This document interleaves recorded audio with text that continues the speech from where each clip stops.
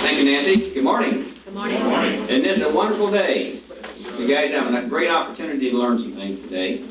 I'm one of your classmates, some years removed. I went through this class in 1988.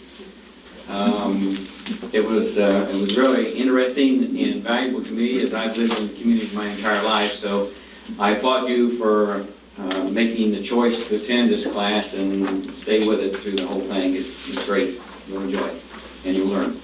The Youth Opportunity Center, I don't know how much you know about us, but Youth Opportunity Center is a residential treatment facility for troubled children.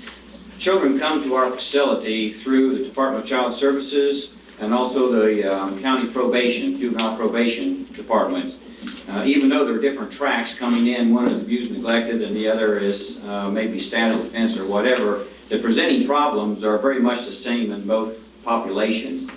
And so when we treat them, they go into different programs. We have 4 or 5 different programs depending on what the need is, what the psychological assessment is of those particular individuals. But the YOC was actually organized and founded in 1990 by then Judge Steve Caldemeyer. He was a circuit court judge for 27 years, I believe, in Delaware County. And he had a passion for children. He was, by being the circuit court judge back then, he had juvenile jurisdiction. And so any cases that came before him that were juvenile, he would hear. Back in the 80s, there was nothing here, and prior to that, there was nothing here besides the Delaware County Children's Home, which was primarily an orphanage. And any cases that required placement out of the home, he would have to send out of city or out of county or even out of state. And it was to the point where we were sending children out of Indiana at a cost of over $1 million a year. And Steve decided that it was time for us to kind of buck up, if you will, as a community and get something in place of the children's home, something that was a treatment center. Because the children's home was basically an orphanage, it was, I don't want to call it warehousing, but they had no place else to go. The difference here is that we are a treatment facility, and the kids that we're getting today are much more difficult than what they were in 1990. The kids that were placed here, even up through, I would say 2000, the year 2000, are not nearly as severe as they are today. They're coming in with multiple presenting problems and lots of issues to work with, and it obviously affects them from an educational perspective because their emphasis is someplace else. So in conjunction with Muncie Community Schools, the kids who come here also continue on in their education because we have Muncie school teachers here on site. And we also have a learning lab. It's computer-driven software package to help them progress at their own rate. And obviously you can understand taking children from 6 to 18, you don't have classes large enough that you have all juniors or all seniors or whatever. And so you'll have different grade groups represented in each of the classrooms. The YMC is a great asset for the community. We did employ about, well, a little over 400 people a few years back. In 2008, 2009, the law changed. If you remember, any of you are homeowners, you understand what happened with the taxes. You got the benefit of capped taxes, and so you pay 1%, 2%, or 3% on your real estate taxes. And at that point in time, the welfare levy was part of your tax rate that you paid locally. When that happened in 2009, that tax levy was removed from your tax bill, and the state took over. So instead of us having maybe 30 or 35 different customers, we ended up with one, or payers I should say, we've ended up with one payer. And I won't go into the ramifications of that, but when you have a one-payer system, you know you live or die by one customer, right? But we have, on any given day, somewhere between 20 and 30 counties represented of kids that the counties place with us. We were built primarily for Delaware County in the beginning. That was through the Department of Child Services back then. It was a different name. And there were things that were asked of us to do that required building an infrastructure greater than what the Delaware County could support. And so we decided, the management team back then decided, and the board of directors, that we should expand our facilities, build them bigger than what the need was for Delaware County, and then market out of county, if you will. So in the 90s, 100% of our placing was through Delaware County. Today, we are about 70 to 80% out of county and about 20% in county. What that means to you who live here is that we're bringing out of county money into Delaware County, putting that into payroll and buildings and so on and so forth. And so it's a benefit to the community. We're importing jobs, if you will, and importing cash to the community. So there's a long, long story. I'll stop at that. But we're really happy that you're here. Bathrooms go straight out this door, and just before you get into the hallway, the restrooms are on your right-hand side. Steve Jeffers is our training coordinator. He sits in the office right next to you, so if you have any needs or whatever, Steve would be happy to help you. Any technical needs, ask Zach. That's beyond me. So thank you very much, and hope it's a very productive class for you. Thank you.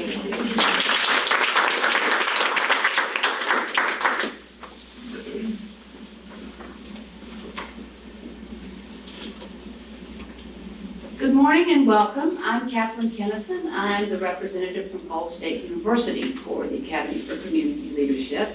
And it is my duty this morning, my happy duty, to introduce the panelists, which I will do very, very briefly because John Straw will then elaborate, and I think they will tell you more about themselves during the course of this panel. Let me just say that I can't imagine that you could have a panel better prepared for this topic, Muncie historical and sociological perspectives, than these, well, three, and the late Tom Sargent. Is Tom Sargent coming? No? Okay. Well, nonetheless, if they are not native-born Munsonians, they are certainly galvanized Munsonians by this point, because they are people who have elected to make their lives in Muncie, make their families, build their professions, and find their satisfaction and be productive members of this community. So they are particularly suited for this panel.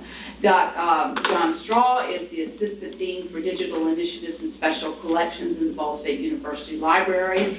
And good Lord, it seems like he's been there forever because he's been there as long as I have. So that's a real long time, back in the earth, before the earth cooled. The late Dr. Tom Sargent, should he show up, just so you know, is Professor Emeritus, Ball State Professor Emeritus of Political Science, and he's also the Director Emeritus of the E.P.M. Bertha C. Ball Center, which is where I am now, and I must say that he made my job very easy for me. Dr. Sam Abrams has served as the Superintendent of the Muncie Public Schools, as well as the Pontiac School, isn't that right? Pontiac School District, yeah. So he and his wife have been here long time. And Nancy Turner, oh my goodness, if Nancy don't know where the bones is hid, don't nobody know where the bones is hid. Let's call them I'm old. Oh no, that's not what I said at all. So with that, I will turn it over to John Straw.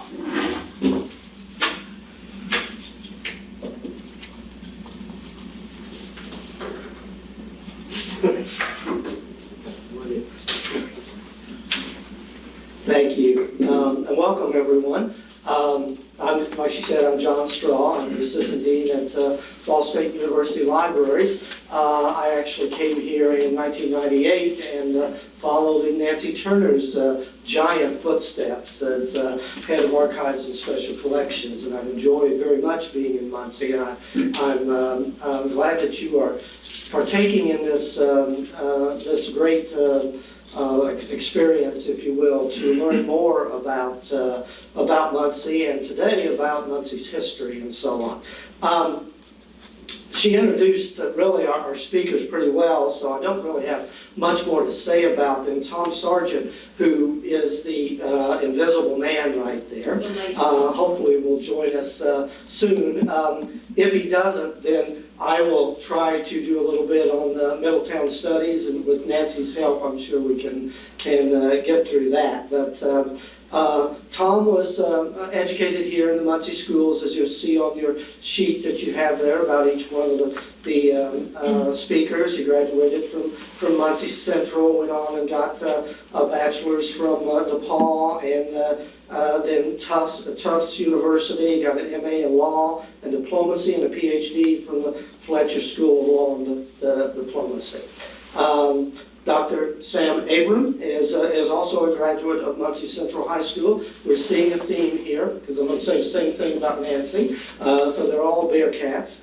Earned a bachelor's degree in elementary ed from Ball State in 1960, and a master's in guidance counseling and administration, and a PhD in public school administration and reading, guidance, and counseling. He was with the Muncie Public Schools from 89 to 94, and superintendent of Pontiac School District from 94 to 99. Nancy Turner, like I said, preceded me at Ball State as the head of archives and special collections, but probably her biggest accomplishment, I think, is that she and her late husband, Jack, married for 63 years, 4 years, had 8 children, 26 grandchildren, and 12 great-grandchildren. So she's helped to populate Muncie pretty much. They're like rabbits. Right. Yeah, so, Dr. Sargent, when he gets here, or if he doesn't, then I'll step in. He's going to give really, it was 2 presentations, if you will. We lost one of our members a couple of years ago who talked about the early history of Muncie. So he was going to give a little bit of that, and then talk mainly about the Middletown Studies. And I'll certainly do that if he doesn't show up. Dr. Abram, his presentation will take a look at history and contributions of African Americans in Muncie. And then Nancy's presentation will be on Muncie in the 1930s, with an emphasis in this political season on the political history, you might say, especially a couple of very interesting and colorful mayors, former mayors of Muncie, I believe. So I have the dubious honor of standing up here and handing up the 5-minute, the 1-minute, and so on cards. I was going to bring a red flag to throw if they went over time, but I don't think we'll have a problem with that. So I think since Tom's not here, we'll go ahead and start with Sam, and then Nancy, and then we'll fill in on if he doesn't make it for some reason, we'll fill on the Middletown Studies. So why don't you welcome Sam Abram.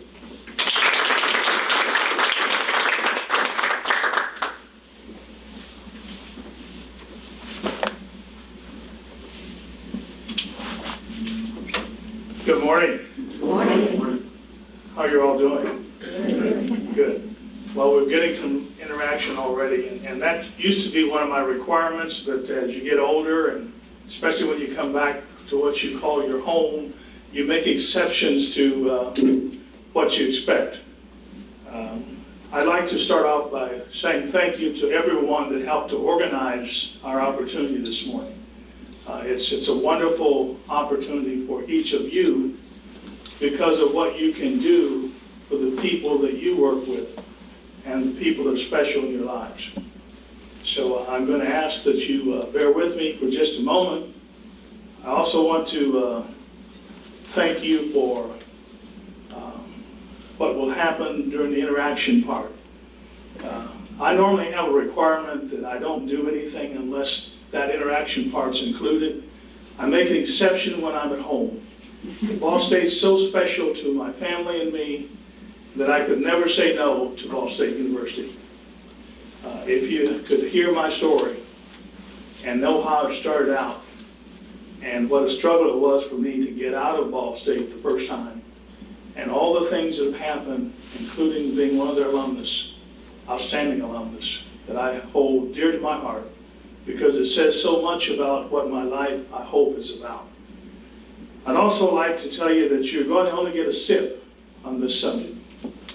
When you have 10 or 15 minutes, it's impossible to give you anything else except a sip. I'm also going to share with you that you cannot expect me to cover this in any detail with any facts that will be meaningful to you. Therefore, I will give you what I always do as an assignment. You'll get your assignment down. If you are as smart as I know you are, you'll remember it. You don't have to write it down, okay? Your assignment is, if you're serious about the history of Muncie, Delaware County, and beyond, you will do some work when you leave here.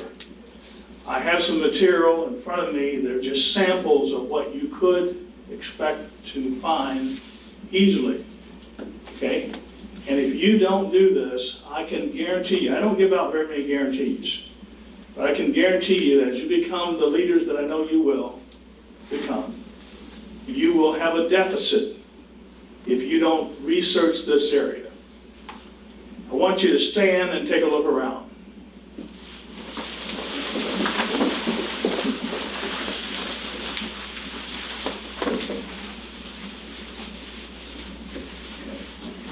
Now you may sit down. Before you can leave today, you'll have to answer a question. How many of you have jobs? Okay. How many expected to get back to your jobs today? Okay, then you'll need to be able to answer this question in order to get out of here. And if you don't show up at work, there are usually some consequences, especially when you don't call in. So I'll give you a little hint. And then there was me. Is there anyone who could guess what that is? And maybe all of you will get out of here. You know what the subject is. I'm talking about Negroes, black, coloreds, African Americans, in Muncie and Indiana. And I said, and then there was me. Who would like to answer the question to save all of you? And then I'll share some information with you. Yes? There's the story about when they came for the Jews, I didn't say anything. And when they came for the gypsies, I didn't say anything. When they came for me, there was no one left to say anything. And then there was me. That's a good answer, but I'm not sure everybody's going to get out of here with it. It is a good answer. I understand you, okay? Because when you talk about the Jews and the Bible, and if it were not for the Bible, were not for my father, who was a single-parent father, I was 3, my brother with 1, my sister with 5. He's left with 3 children. He raised us. He made special exceptions to keep us and to make sure that we were raised with high expectations and all that. I won't go into it. But anyone else like to answer? And I'm using my time for this because this is the meat of what we can discuss. Yes? Lack of visible minorities. You lack of it. Lack of Okay. And we had one visible minority, but I don't believe she's here. Well, then he could serve that role I just said, and then there was me. That's been my life in lots of things. Throughout Ball State, I might be the only person of color in that class, okay? In here today, I'm the only person of color. If you switch roles with me today, put yourself in my place, and you look around and everyone else is of a different background, if you will, by race and maybe by other experiences, you can feel a little bit of what I have felt. Keep that in mind. Now I'd like to move into some things rather quickly, and this is not normally what I'm the best at doing. It's something in 5 or 10 minutes, 15 minutes. I want you to remember these facts, and they're going to help you understand some things a little bit later. The past, and that's what we're talking about, the past. The past is only helpful to the point it helps you to understand how and what input it can have on the present and the future. So anything I share this morning, if you can't tie it to the present and you can't tie it to the future, it's going to be meaningless. What you didn't hear was that I was a social studies major, a business minor, social ed endorsement, no job. A retrained through elementary ed, a job. But I'll tell you later, it was a difficult time getting a job. Okay, you've got that down pat. only if it relates to the present or the future. Your assignment is to synthesize some information this morning, to take it and put it together in a way that you can recall it and it has an impact on your daily involvement with other people. First, I'd like to share with you some information, very brief information from a booklet written by Representative Hurley Goodall. Representative Hurley Goodall has saved my life more than once. And Dr. John Paul Mitchell, J. Paul Mitchell. They put together a booklet on African Americans in Muncie 1890 to 1960. I want to share just a few comments about how Indiana started out with people of color in the state of Indiana. I want you to think through what it might seem like if it was happening to you. In 1831, the state legislature passed a so-called exclusive law forbidding any Negroes from migrating to Indiana. Okay? So if you start out with the thought that if you're a Negro, we don't want you here. You don't belong here. In 1850, the new Constitution denied Negroes the right to vote, and 2 years later made it a crime for any black to settle in Indiana. So it's a crime if you come. If you've never been in a situation where you had someone close to you that's convicted of a crime or treated as a criminal, you can imagine the fear and the hurt that it brings. Even during the Civil War, white Hoosiers enforced the exclusion law. And it goes on to say the earliest record of Negroes in Muncie revealed their hardships in 1839. The overseer of the poor, and it goes on to talk about what the overseer of the poor had to do with people of color in the state of Indiana. They had an awesome job to really make sure that they didn't own anything, they couldn't vote, and had all kinds of other things. This booklet is available. I'm going to say to you, it'd be good for you to take a look at it. It's available at Ball State University. If I were you, I'd get this little booklet and I'd read it. It'll give you something that you really could benefit from. Because of time, I'm going to go on. I'm going to come back to a little part in this book that talks about the Klan. How many of you have ever seen the Klan real close? Well, I'm going to talk a little bit about it now, and then I'll go on with the other things because of time. I have. What you didn't hear is I was born in Money, Mississippi. How many of you know where Money, Mississippi is? That's another one of your assignments. If you are going to be well-versed in blacks anywhere, you have to know about Money, Mississippi.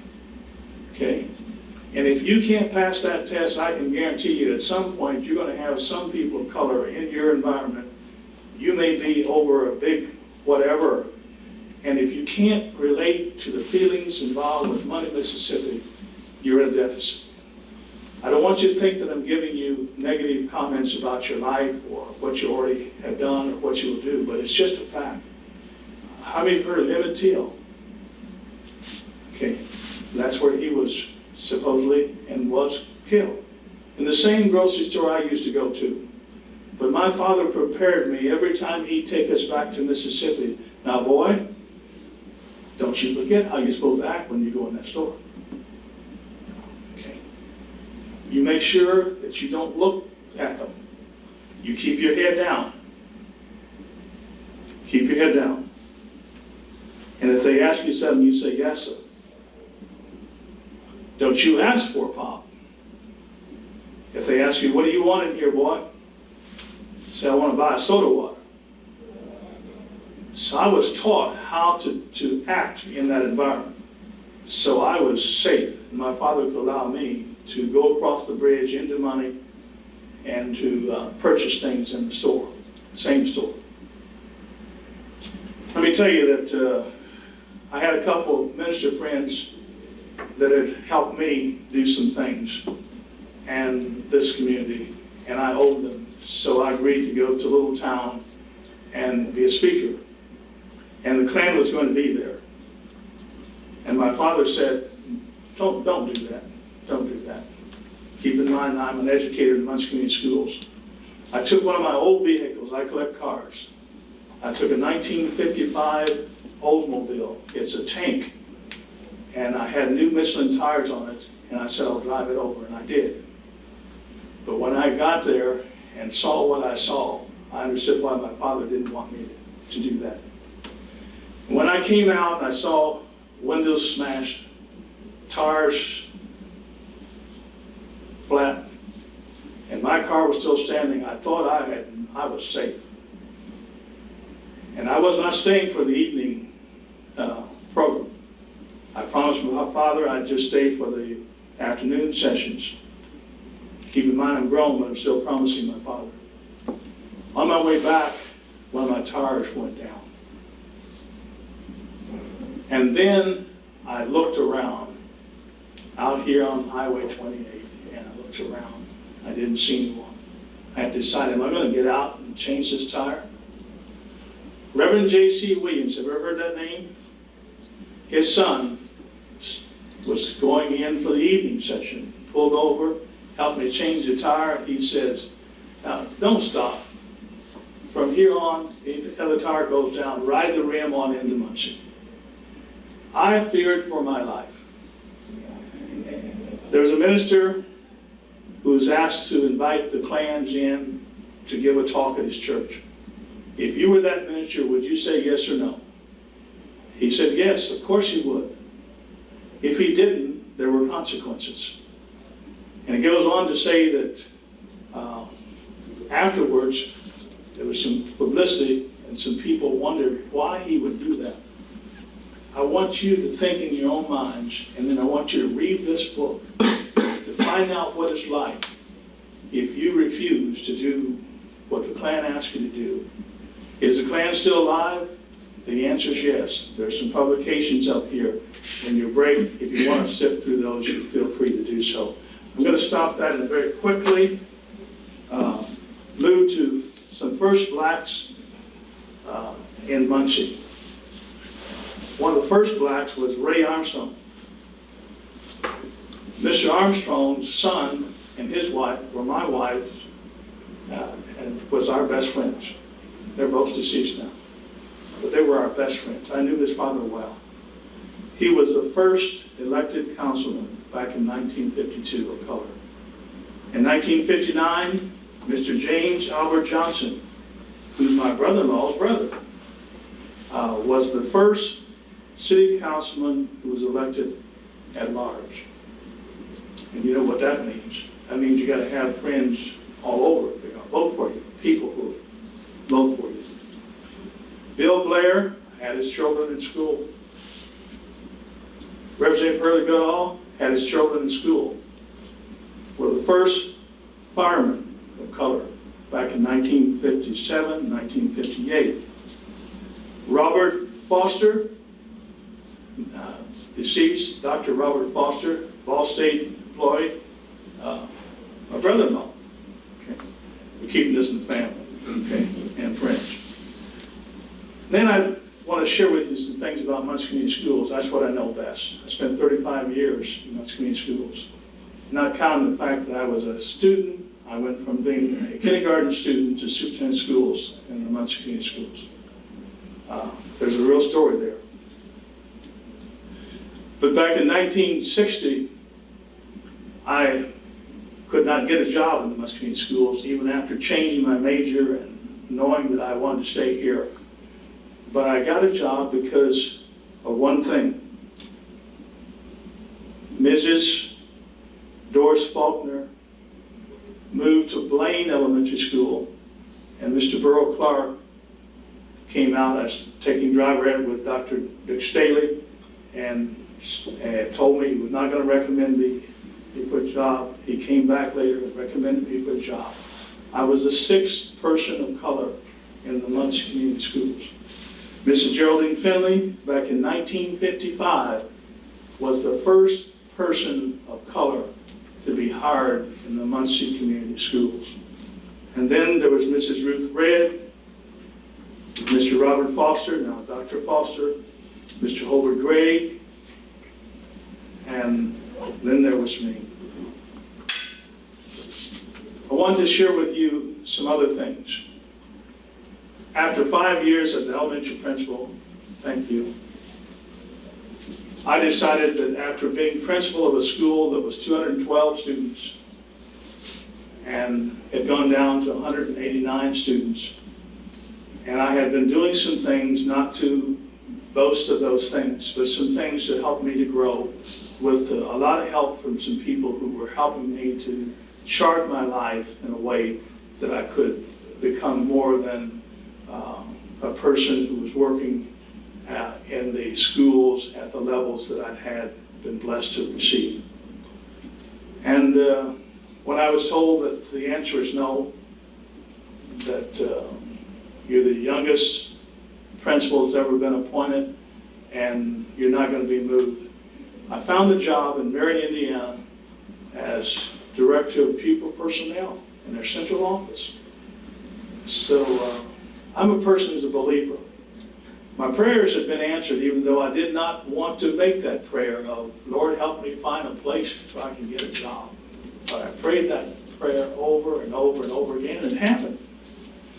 But the week before I was to move to Marion and looking forward to a new home for my family and me, and the excitement of being in a position where I could grow and have some experiences, I got a phone call, and the person said that he was the new superintendent of Muncie Schools, would like to talk to me.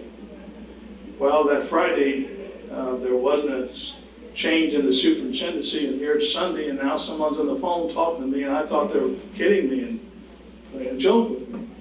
And I explained I have a job, and I wouldn't be interested in talking about something like this on the phone. My father never raised his voice with me. You'll have to trust me. He never raised his voice in raising us. And this person raised his voice and he said, let me tell you something. I know you better than you think I do. And you're not in any position to ever tell anyone that you won't take time to listen to them when they're offering you an opportunity to hear something that might be good for you in your future. And if I didn't know that you already had a job, I would have found out before I called you. And Mr. Burton McKenzie and I are good friends, and I wouldn't be talking to you if I hadn't talked to him. But to get right down to it, I ended up staying here and working for Dr. Robert Friedman, and as his administrative assistant, the second in charge of Muncie Schools in 1970. And he became my mentor. I'm doing some writing now on some things, and a part of my being here today I owe to him. I will tell you more about that if you ask questions on it. I want to tell you that one of the things I hope that you'll gain from some material here, and I want to share one with you. I'm going to stop with just a few closing comments.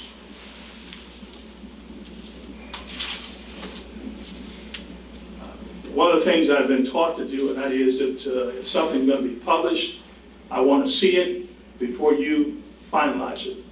And I want to see if you've kept your promises to me. If you haven't, then I want you to remove anything connected with me from it.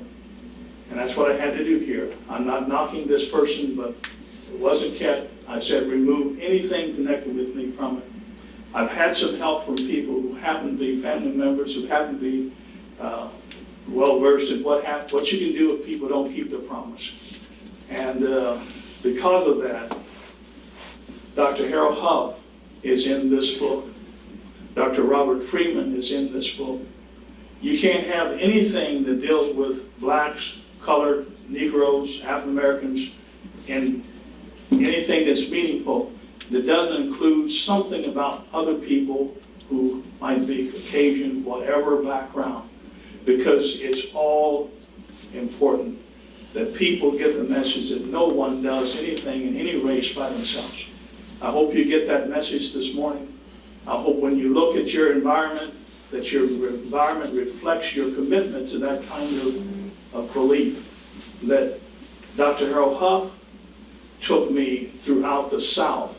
Dr. Harold Huff, who's Caucasian, knew everyone, from Dr. Wisenhunt at Alabama State, the people at Alcorn he's gone to school with, Dr. Washington, who was president of Alcorn. I didn't know anyone. I was born in the South, didn't know anyone that had any meaningful jobs. Although you'd be interested to know that my father was a king on Mr. Chatham's place. He was a cotton-picking king, and Mr. Chatham's plantation, you'd be surprised what that means. My father was the only person of color on the plantation that had an automobile. My father had a chance to work in Greenwood, Mississippi on the weekends. You can get a little hint about my father and what he's able to do and raising us and why. I'm going to say this is important. Now, just a couple of quick comments, and then I'm going to stop. I'd like for you to remember something. Remember what your environment's going to reflect, because you're going to have people of color, as it has always been, in your environment. You can't live in Muncie and Delaware County or anywhere without them being in your environment. And how they are received and how you make sure the people that are working with and for you make sure that people, anyone, is received in this way is important. My son had a great job, graduated from the University of Louisville, a basketball player, 1986 national championship team, a lot of things. He lost his job because the company went out of business. He did hard work for them. He had a great job. He couldn't find a job. Found a job at Norton Hospital in Louisville, Kentucky, because he needed a job, needed benefits. And one of the things they had that Ball Hospital has, because I've shared this with them, and others I've shared, is the 15 and 5 rule. Have you ever heard of it? Well, take this with you today. Within 15 feet, you're going to look and acknowledge people. Okay? You're going to look, you're going to acknowledge them. You'll see them. You can't help but see them. I can't tell you how many places I've been and people don't see me. Okay? That's a part of the environment that I'm telling you from early ages when people of color were not welcome in Indiana. It still exists. Okay? And then within 5 feet, you're to acknowledge them. You're to acknowledge them in any way that's comfortable for you.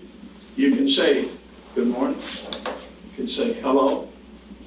You can say, how are you today? You can do something to make that environment one that's welcoming and friendly to people. So much for that. I can tell you that there's a university in another state that invited my wife and me to do a workshop. They gave us 2.5 days, and I'm over time. I'm going to stop at this. And I was able to cover these things in detail and some other things as well. Very quickly, and then I'm going to stop. I'm over time. You have to be able, as a leader, and looking at the history of blacks, coloreds, Negroes in Muncie and in Indiana, to have the strength to be able to have high expectations for people that work and report to you that you help. Not because of color, but because they're people. When I became superintendent of Muncie Community Schools, they wanted to know how we're going to negotiate a contract. I said, we're not going to negotiate a contract. If you knew my background, you'll know that I'm a professional negotiator. I've been sent around the country to learn how to negotiate contracts. Of all the lay people that have had the training in negotiating, Dr. Robert Freeman made sure that I had the best you could get, whether it's a week in Denver or wherever it was, around the very best that could teach you. And the one thing that you must remember is, as a leader, you're going to have the strength to be in charge. Not in a rural, crude kind of way. The one thing that I wanted the school board to understand in my work is that I'd have the right to build an administrative team, and I'd also have their support in making sure that everyone who worked for the Muncie Community Schools understood that we're all equal, that we all had the same right, the same expectations of our relationships. The only difference we had was in our job descriptions, what we did, and how we were paid or the benefits received for doing them. But we were all the same. I want you to leave with this thought.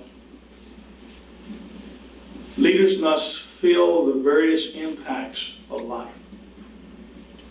And you can't feel that without knowing the people around you. Forget about color. Forget about cultural backgrounds and differences, other than to know them, to believe in them, to understand them, but don't let them force you in decisions that will not be meaningful to the total environment of the people that you are responsible for making sure have great days and great lives. I'm going to stop here. There's some other things, hopefully, during the time that we have for questions and discussions we can cover at that time. Thank you.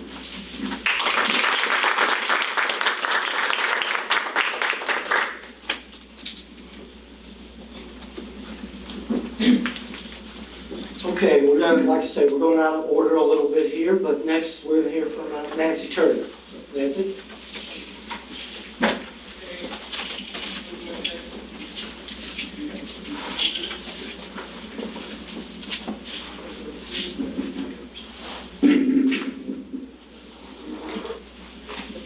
Good morning. Good morning. My part of the program has always been folklore. And to me, folklore means the stories of people. I always like to concentrate on the 1930s. I think it's the most interesting decade in Muncie history. One of such contrasts as it goes from the economic problems of the Great Depression to the much more easier times at on the eve of World War II, easier times financially at least. I guess I have a vested interest in that time period as I was born in Muncie in 1930. Usually I talk about everyday life as I witnessed it through those years, but since we're in an election cycle, I decided this time to focus on the politics of the 1930s, as exemplified by two men who served as mayor during that decade, George Dale and Ron Bunch. Two men who became very good friends and then bitter enemies. And they were bitter enemies until the death of George Dale, the older man, in 1936. But before going into detail about each man, I'll set the stage by sharing a little information about what was happening in Muncie in early 1930. The Great Depression was hard on Muncie, as people are knowing the same kinds of things today. The population was around 47,000, and within the first year, General Motors left town, leaving 1 out of 4 heads of households out of work. Small and new businesses failed, families had to move in together, and small signs appeared in windows advertising the occupant would do laundry or ironings or clean houses. Tramps began appearing at the back doors of houses. Men who were going, these weren't just people constantly on work, but men in business suits going from town to town trying to find some kind of work. It was tough times for everyone, or nearly everyone. The Depression highlights the reason why in this normally Republican town, 2 Democrat mayors were elected one after another. And now for a little background on each man. George Dale was born in Monticello, Indiana, the son of a lawyer. His father died when he was 16 and his mother a short time later. And George suffered from terrible headaches and dropped out of high school. At 20, he started a small newspaper in Hartford City, and when it failed, started another one in Montpelier. He used his newspaper to fight against the liquor trade and saloons. And when he would drive the saloons out of town, the subscriptions would fall and the paper would fail, so he'd have to go to another town and start another newspaper. He returned to Hartford City to try it again, meanwhile marrying his wife, Lena Moeller, and they eventually had 7 children. It was in Hartford City he met Ron Bunch, who persuaded him to come to Muncie and run the newspaper that Bunch had started, which he did. Rollin Bunch, for his part, was born in Sharon, Indiana, the son of a physician. In 1889, the family moved to Muncie, where Rollin was active in sports as a Bearcat, especially football. He graduated with honors from the Bennett Medical College in Chicago, the American College of Physicians and Surgeons eventually. Returning to Muncie, he formed a practice with his father and 2 brothers. They were all physicians, and then when his father and brothers died, Bunch continued alone. But he also got involved in staging sporting events, for which he could get a cut as the team doctor and as well as a promoter. He was a promoter. He got into politics and ran for mayor in 1913. And meantime, he had developed a following in the South Side working class. Even though Muncie was a strongly Republican town, Bunch defeated the Republican candidate with that South Side support. It was during this time that he and George Dale met. And there were rumors from the beginning of Bunch's first term that he was running an open city where gambling was kind of, they would turn their head and other things too. And when he ran for a second term in 1917, Dale was his campaign manager. But when Bunch was indicted for being part of a mail order scheme, Dale quit in disgust. He also left Bunch's newspaper and founded his own, the Post-Democrat, where he served as editor for the rest of his life. Bunch was sentenced to 2 years in federal prison, with the idea that as head of the city, he should have known something was going on. Whether he was actually guilty was never really proven. When he got out, he stayed out of politics for the next 13 years. He married the former Ruth Racer, and the couple spent their time traveling. They never had any children. Meanwhile, Dale, back in Muncie, Dale was having his own troubles. In the 1920s, the Ku Klux Klan had infiltrated Muncie so much they controlled the police department, the fire department, the judges, and the mayor's office. And at the time, Dale fought them in his newspaper.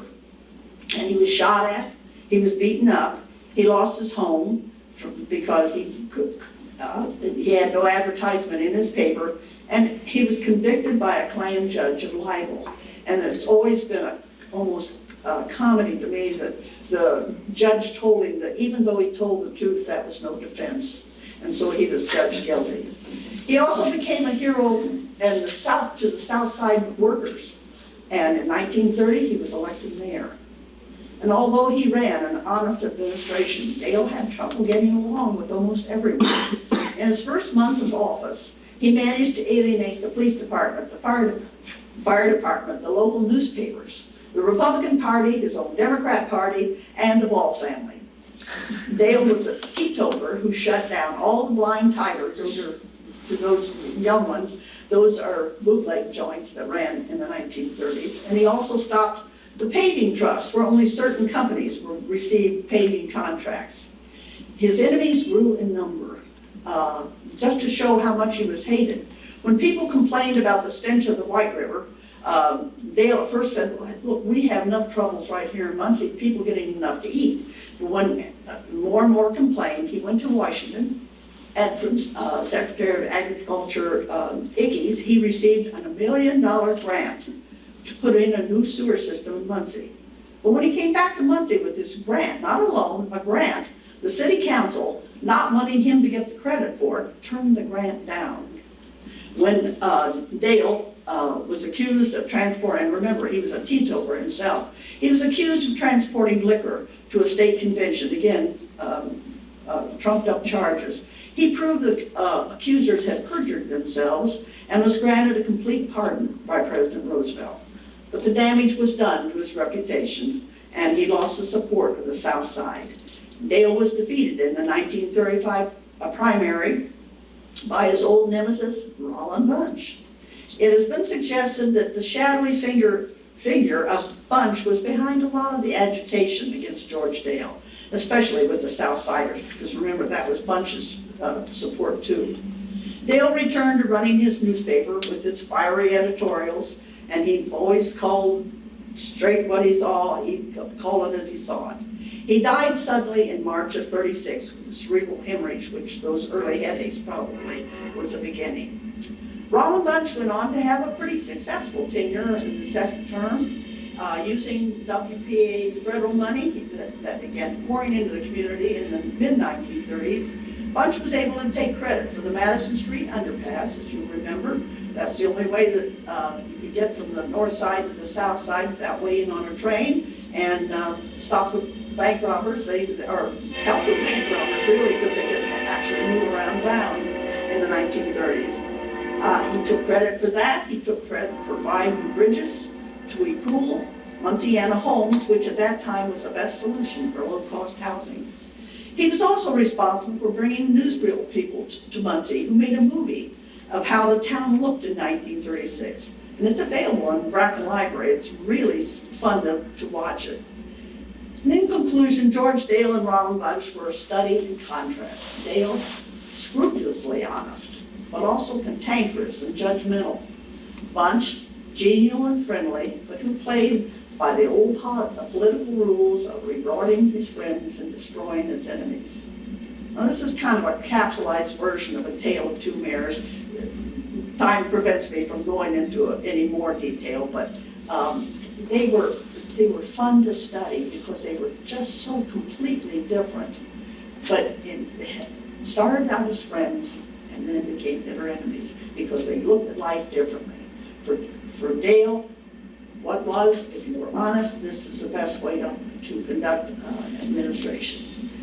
For Bunch, well, you could kind of ease around and help your friends and kind of turn your head if things weren't just exactly as they were supposed to be. But you got things done too. So that's my story. Thank you very much.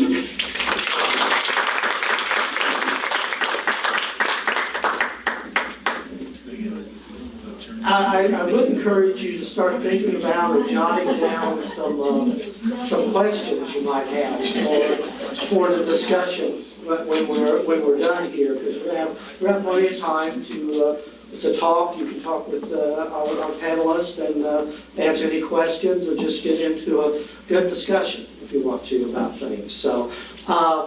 We've tried to reach Tom Sargent, and he doesn't answer. We pray and hope that everything's okay with him. It's totally unlike him to not be here, so I'm sure that something has happened. But what I'm going to do, and I want you to bear with me, is because I'm doing this off the cuff, but so if I fall into any of my old stale jokes that I tell to undergraduates, please forgive me. But so I want to just give you a little overview of the Middletown Studies that Tom was going to talk about, and I'll call my fellow panelists here, to especially Nancy, to fill in anything that I might leave out, and then we can answer questions and so on about that. How many of you are familiar with Middletown Studies? Shucks, I was hoping everybody would raise their hand and I'd be done. Okay, so just to kind of give you a little bit of background. The very first Middletown Studies were going back to the 1920s. It's after the gas boom in Muncie, in this area. And there was a sociologist, right, Nancy, that came here named Robert Lynn and his wife came here. They were commissioned by the Rockefeller. It was to be a religious study. Yeah, it was originally supposed to be a religious study. And they were looking for a representative American community. You'll often hear Muncie or Middletown referred to as a typical American community, but really what they were looking at is a representative American community. And they looked at some other areas, decided on Muncie to come in and do surveys and talk to people and look at different aspects of life in this representative American community, not identifying Muncie as Middletown. And so they looked at how people got a living. They looked at their religious practices. They looked at community involvement. They looked at 6 different areas and did surveys and talked to people. And the results of that was a book called Middletown, A Study in American Culture, published in 1920, somebody remember? 29, yeah. So, and they were looking at really what had happened to a community like Muncie after the gas boom. And the industrialization, if you will, after an agrarian culture and so on for communities. Now, there were some things wrong with choosing Muncie, of course. They pretty much ignored the African-American community in town. I think the Catholic and the Jewish communities were not represented well, so there were some holes in this. And some people would question whether Muncie is representative. Of course, they question that now, they question it then, because you had is a university town a representative? Well, there was just a little building down, a couple of buildings that was Ball State as a teacher's college, and we were actually the Eastern Division of the Indiana State Normal School at that time. And so that was one factor, though. We did have a small college here. And also the Ball family, which they referred to as the X family. You had a large, rich family that was very active and very instrumental in Muncie, in what went on in Muncie, from cultural to economic. So were those factors representative? That's debatable. But for whatever reason, Muncie was chosen to do these studies. The book came out in 1929 on Middletown Studying American Culture, and it became a hit, and it's still in publication today, still used in sociology classes. Nancy? It became a classic because what they did was compared Muncie of the 1890s to Muncie of the 1920s. So, and then it's been brought forward till now. So it's really a 100-year study of American cities. So this is probably why it became a classic. Yeah, it is a seminal study, and there have been subsequent studies, ad nauseum, sometimes I say, still today. It continues. They came back, or Robert Lynn came back in 1935, 6, and 7, and wrote a book, a follow-up book called Middletown in Transition, looking at the effects of the Depression and things, and the changes since the 1920s on Muncie. That didn't become as big a hit. It's still, you can still get the publication today, but the original Middletown became a similar work on this. Then in 1977, some researchers from the University of Virginia and BYU came and replicated the studies and did Middletown 3. And a couple of books came out of that looking at religion, and I forget what the other one was, community, I think.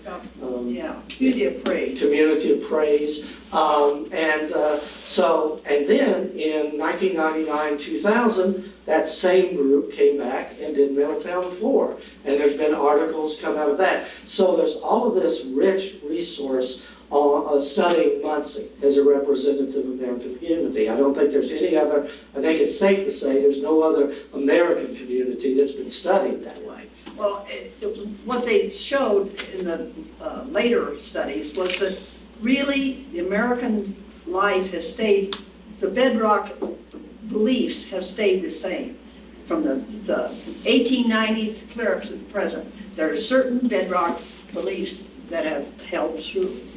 It's also interesting to take a look at, I think it's the second book, and there's a map inside the cover of that book that divides up Muncie as to classes, you could say, the business class, the working class, the black community. And if you look at that map, it hasn't changed that much over the years. The way Muncie is, is at least geographically represented. So there's been a lot of other studies as well. There's been some that have tried to fill the gaps of that original study. There's been 3 different oral histories done on African Americans in Muncie. There's been 2 studies, in fact, Tom Sargent was involved in those, on the Jewish community in Muncie. We did a grant a few years ago and interviewed Catholics in Muncie. There's also, we've done oral histories on labor unions in Muncie. We've done them on business leaders in Muncie. So there's been a number of oral histories and different studies that have been done to sort of not only continue those original studies, but to broaden it, if you will. There's actually, I think it was 1980, there was a Center for Middletown Studies established at Ball State University and has a director and brings in even international scholars to continue to study Muncie as a representative American community. One of the most recent were some, I think, 4 or 5 scholars from China who came and looked at different things, philanthropy and I don't remember all the different things they looked at, comparing Muncie with a similar community, if you will, in China. So there's, we recently did a study on called What Middletown Read, looking at some records of Muncie Public Library from the late 1800s and early 1900s, and what people were checking out of the library, and then including that with a database, taking the census data and city directory data to look at their economic level, look at what they did for a living, looked at where they lived in town, how many children they had, their education level, and all of that. And so you can do a lot of different manipulation of this data to look at to look at life in that time in a, if you will, representative American community. In 1980, there was a documentary that was done in Muncie on the Middletown film series. And they did it in the same categories as the original studies.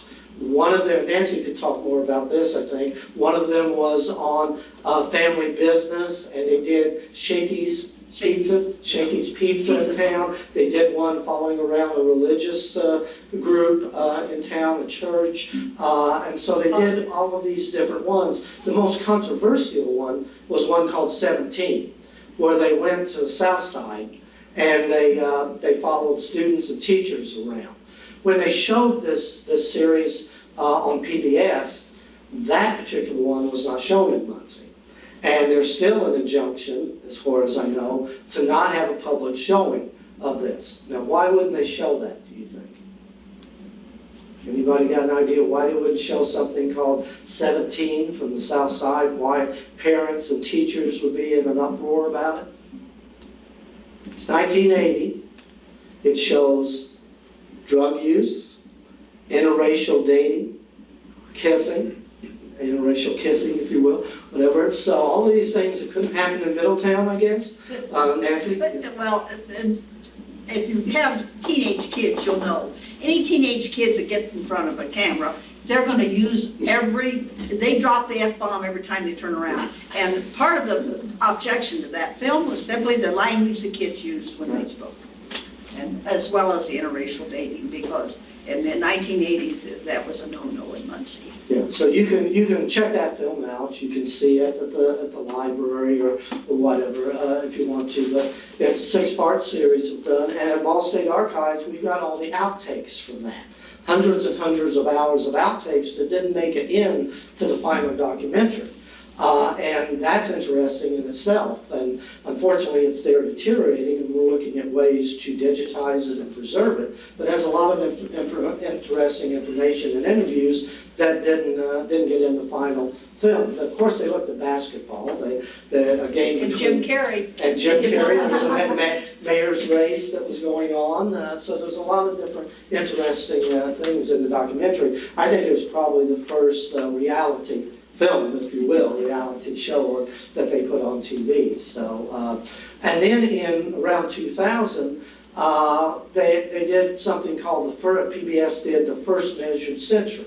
And they start that looking at the whole century of the 20th century, and they started with Middletown Studies, and they came here and interviewed. Nancy, are you in it? I know they went to Bruner's and things like that for it. And they begin and end that with Muncie as Middletown, if you will. Yeah. The one thing that you can take away from this class, one of the things you can take away from this class, is the fact that we had a Dutch a researcher come in from the Netherlands, and he said to me, you know, I can't believe it. I'm walking through Middletown. I'm in Muncie. I'm in Middletown. So, you know, that's us. And it continues today. Just yesterday, I was with a new professor at Ball State who's going wants to look at the old film, the Middletown film, take some of these outtakes and create something new out of it. And she's been going to some meetings and things like that around town. And she was suddenly sitting across from Marilyn Carey, the former mayor's wife, and she'd seen the film, and she was like starstruck. She said, you know, I just saw you in a film.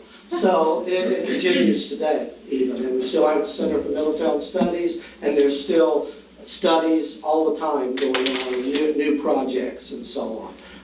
We're just this week, tomorrow, I'm meeting with someone who wants to do an oral history in the Whiteley area of Muncie. There continues to be great interest, and the studies continue on. We figure there'll be a Middletown 5 someday, probably. So that's a little bit about the Middletown Studies. What I'd like to do, if I can call this up, is show you where you can find more information about that and some of the other things that we've been talking about here today. So I'm going to step over here. Can you all hear me still? Yes. Okay, good. Let's see if we can get this to work. Come up. Okay. You can visit the library, the university library's website at Ball State, and find a lot of information. One thing you can look at is go to the Archives and Special Collections page here. And just since we're talking about Middletown Studies, here's a page that gives you, that's the cover of the original Middletown book. And you can see, that's Muncie, that's downtown Muncie there. And you can see some of the information I've been talking about. It was 1929, and those are the 6 areas: getting a living, making a home, training young, using leisure, engaging in religious practice, and engaging in community activities. You can see also here it talks about the Middletown 3 research and the Middletown documentary and the hundreds of articles and books that have been written on Middletown studies. And we're even taking it really into the 21st century. Well, we've done things like built a virtual world Bracken Library. You can go in and see some of the films and listen to some of the oral histories and all of that have been done on Middletown. And just recently we completed a project where we built the ball factory in the 1920s, the fruit jar manufacturing factory, as it was in the 1920s, in a virtual world.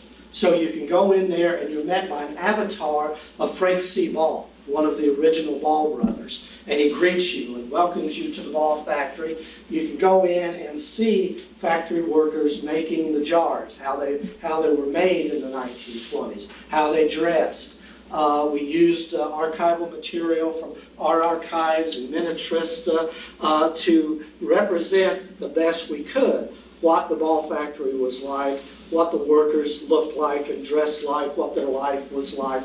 And this is just the first step. We're going to build a virtual world out from that of a church in Muncie, for example, a community organization in Muncie, all the 6 areas. So this is just the beginning of that.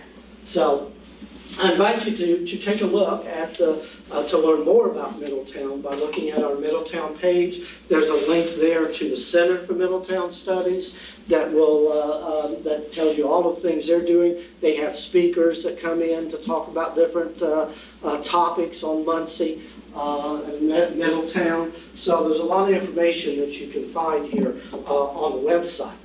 But if you just want to do something from home on all of this, on the library's webpage, if I can get back to the original page here, there's something called a digital media repository. And this, we are digitizing everything.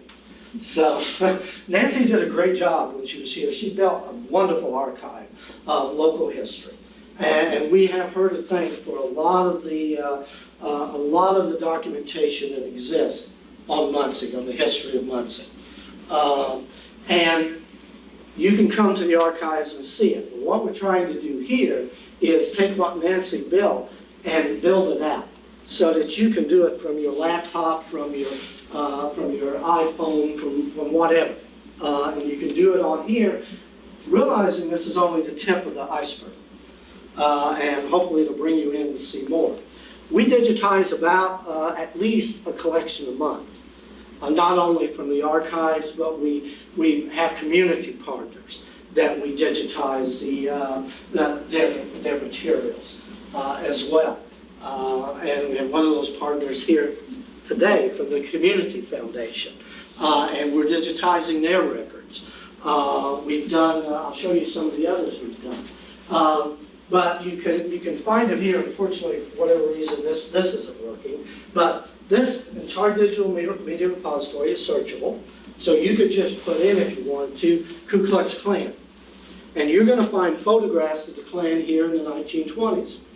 You're going to find the newspaper that Nancy was talking about, the Muncie Post-Democrat, that was the anti-Klan newspaper that George Dale, the mayor she talked about, was editor of. We digitized that entire newspaper. So you can find all of that kind of information that supports a lot of what we talked about today right here on your computer. Let me just take you to our A to Z list. And there's everything on there. It's not all just Muncie history. We have, as you can see, a lot of oral histories with veterans. We've done the 376 bombardment group and things like that. But you can go down to just go months to the M's, and that very first one, Nancy can tell you more about this, the Man-Haters film. This was a film that Nancy was involved with that was shot here. Now, she wasn't involved when they shot it, I shouldn't say that. In preserving it and making it available. You didn't star in it, did you, Nancy? No. It was shot in 1950, a silent film. You want to tell them a little about the Man-Haters? Well, it was really fun because we had somebody who used to work in the library, since deceased, but he came to me one time and he says, you know, I found some film that we were talking about. He said that it was shot here in 1915. And I said, well, that's a treasure. And so he brought it in, and it was, of course, it was in the old form where it was, you could explode, it could explode at any minute. So we had to get it into safety form. And then what we realized we had, there had been a popularity contest in 1915, and they were trying to find somebody to play Ruth in this little scene this little film called The Man-Haters. When I applied for a grant for it, the people at the Indiana Historical Society said, oh, we'll have to change the title. And I said, that's the title. It's called The Man-Haters. It was a story, just a silly little love story about a group of girls that decide they're not going to have anything to do with men. They're going, like the old Lysistrata stuff, and they're going to just swear off of men. Well, then the heroine of the film, she falls in love, and so all bets are off, and it ends up happily. And it was just a fun thing to work with. But what we decided to do was research those different girls that were in that popularity contest, see what had happened to them. And we found them all across the country. We found families who were descendants of those women in 1915, had no idea their mothers or grandmothers or great-grandmothers had taken part in this film. So it kind of grew from there. We had it on the History Channel, and I gave talks on it all over town. In fact, I even wrote a book about it, about the making of it, because it was such fun to research. And that book is in here in the collections. Yeah. You can read it all. Yeah, and the film is available. And the film is available, the silent film. is available. You can watch it in its original silent version, or there was a documentary made that includes the president of the university, Nancy, and others talking about it, and then they put music to it, right? We put music to it. So it's just a whole fun project that we had. So being an archivist was a great thing to do, because you go out and get to talk to the community, and you get to come up with all these memories and put them together and have something to show for it. This is a collection that just came up yesterday, the Marsh Ryan photograph collection. And that's the Marsh Ryan families in Muncie. You can visit their house downtown right now. They've got something going on, I believe, down there, one of the Victorian houses in the historic district. And these photographs are mainly from the gas boom era of their family. It shows Muncie during the gas boom era of the 1880s and 1890s. I mentioned some of the places that we partnered with. Meridian Services, that if you don't know about, you'll learn about. We have their records and historical records, and we digitize their publications, their annual reports, and so on, and put up. I mentioned that there were, in the original studies, there were populations, if you will, that were ignored, including the African American community, and so on. And I mentioned also that there's been subsequent oral histories and studies to accommodate for that, if you will. Here are some of them. We've digitized these oral histories, so that there was one done, the Black Middletown oral histories was done about 1980. The Black Muncie Oral History Project in the late 70s, and then the other side of Middletown was done around 2000 or something like that. So all of these oral histories that were done with members of the African American community, plus with the other side of Middletown, there's a photograph collection that goes with it also in the African American community. We got a grant, and we did interviews with members of the local Catholic churches as well in here. An economic development oral history were done, labor union oral history, and so on. And we continue to do more that will be added to the oral history collections here. The nice thing about this is you can not only listen to them or see them in some cases because they're video, but we transcribe them so you can read along too. In case you can't understand what somebody's saying, you can read the transcript to these. Some of the other, Middletown's Women's History collection. We got a grant to look at digitizing some of our collections on women's history in Muncie. We have thanks to Nancy, we have the archives of over 50 women's organizations in Muncie over the years. So we digitized photographs, minute books, and various materials that's been gathered on these different women's groups and individual women's. There's some diaries in there. There's photograph collections. There's all of this history on and once again we divided it into the 6 areas. Sam was talking about what you go out of here with. You may go out of here with those 6 areas in your mind, because we talk about them so much that they looked at in the original studies and subsequent studies and what we're doing. We keep talking about those 6 areas. There are, just going down, the Muncie Chevrolet plant that was torn down. If they ever want to rebuild it, they can go here and find the architectural drawings. We've got photographs, architectural drawings, all of that about the Muncie Chevrolet plant. It's a photograph collection, as you can see. We digitized Muncie city directories up to 1923 because of copyright laws. We can't digitize beyond that and put on the web. But if you come into the archives, we got them all digitized, and you can just search for a name or whatever in the reading room. Online, you can search them for up to 1923. Nancy was talking about the White River a little bit. These collection of souvenir books are a great way to look at the history of Muncie. These were put out by the Chamber and different organizations, and many of the early ones were intended to attract businesses to Muncie. And in one of them, they say, we've even got a river that you can dump your stuff in. So I don't think they'd be saying that today, but they say that in here. So these are great. They have some great photographs of early Muncie, and you can see how they promoted Muncie as the magic city because of the gas boom and all of that. And so we digitized a lot of these early promotional, if you will, booklets about Muncie.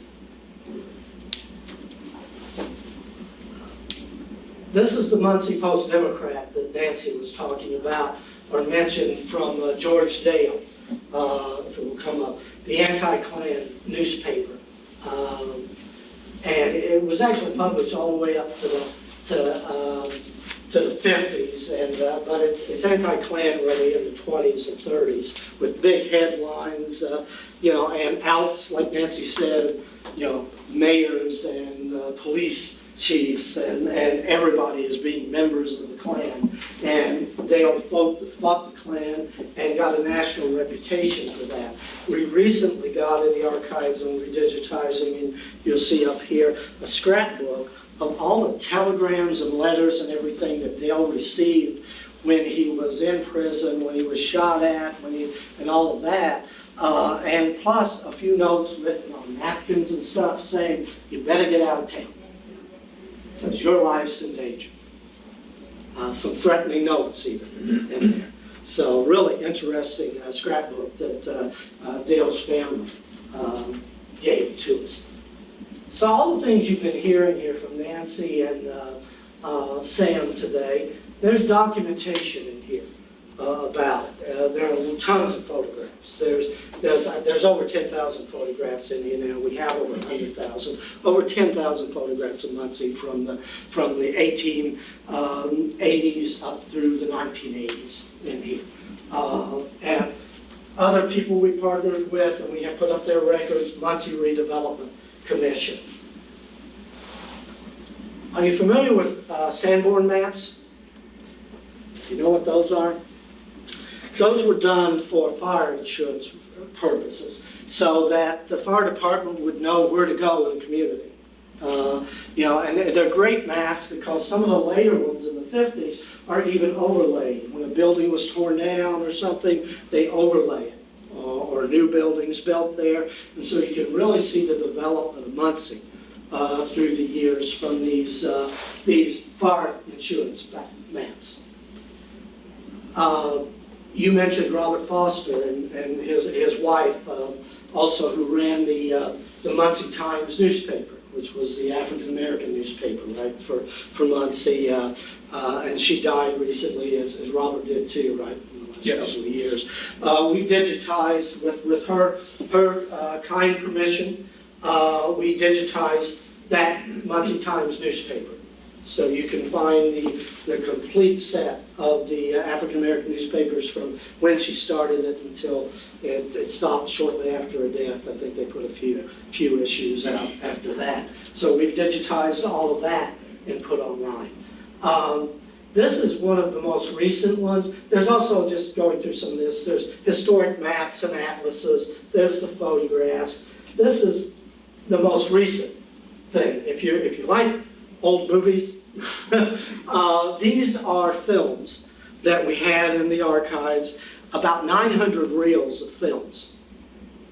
And when we got into those, we found there were multiple little films on each one. So we're going to end up with about over 2,000 films of Ball State and Muncie and Delaware County from the 40s, 50s, 60s into the 70s. You will see, for example, Rose Kennedy when she was here, Robert Kennedy when he was here. You'll see not only national figures when they came, but you'll see a school board meeting where they're arguing or they're debating South Side. You'll find one of our infamous pharmacists they go into his home and arrest him for selling pills or something, but he was the one who also they thought killed his wife. I forget his name. Oh, Dr. Lador. Yeah. That's never been solved. That's a film of that. He was, you want to tell that story? Well, I've always wanted to delve into that mystery, but I refrained because his daughter was a classmate of mine and a good friend, and I just didn't want to invade her privacy. But I would love to hear that story from the inside, from a daughter's perspective. And maybe one of these days I can get her to talk to me. But it was just that Dr. LeDuran was a practicing physician here in town, and his wife disappeared. And there were all kinds of rumors for years. What happened to Frida LeDuran? He says she just walked off and left him with 2 kids to raise. What happened? Nobody has ever really known. But he had a couple of run-ins with people who were trying to blackmail him. One he shot that came into his office. And so I know there have just been several times that he's been mentioned in the newspaper. Of course, he's passed away now. But the mystery was never solved. In fact, that 1936 film that was supposed to be shown every year for the next 25 years, well, the next year, 37, it was to be shown, but that was when Frida LeDuran disappeared. And nobody ever mentioned the film again. But that mystery has been one of the unsolved ones. And every once in a while, there's a newspaper article about it.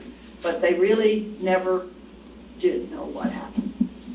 So anyway, there's film of him in there. As you can see, there's films of, here's Albany High School student protests. There's just all of these little jewels, I call them, that we've uncovered from this period that were hidden up in the archives because you can't play 16 millimeter film very easily anymore. We do have some, but we got it all digitized and it's all coming up slowly. There's about 400 of the local history ones, about 400 of the Ball State ones, and so about 800 there, but there's going to be about 2,500 when we're done.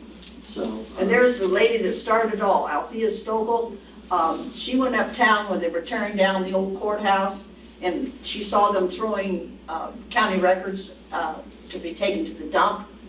And she was not a very big person, but she was mighty. And she ordered them to stop throwing away any more books, came back to Ball State and got 2 trucks and took them up there, and they loaded all those Delaware County records, birth, death, marriage records, things that genealogists just love so much, and you can't find in most counties because same thing happened to them, they just got taught.